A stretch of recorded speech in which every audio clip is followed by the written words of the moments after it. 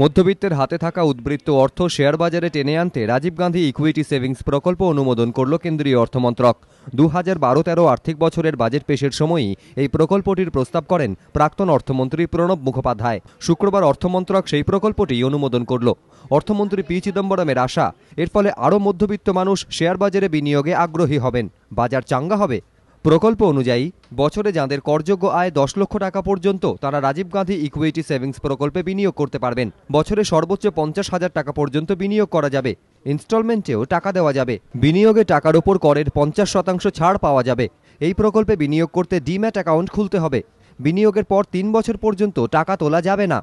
Bombay stock exchange এবং নিফটিতে নথিভুক্ত সংস্থার শেয়ারে বিনিয়োগ করা যাবে। এছাড়াও দেশীয় সংস্থার বিদেশি ঋণের ক্ষেত্রে সুদের ওপর আদায় করা করের পরিমাণও এক ধাক্কায় 20% থেকে কমিয়ে 5% করেছে কেন্দ্রীয় সরকার। এর ফলে দেশীয় সংস্থাগুলির বিদেশি ঋণ পেতে আরও সুবিধে হবে। সব মিলিয়ে এর ফলে জাতীয় অর্থনীতি আরও চাঙ্গা হবে বলে মনে করা হচ্ছে। ধ্রুবজ্যোতি প্রামাণিক, এবিপি আনন্দ।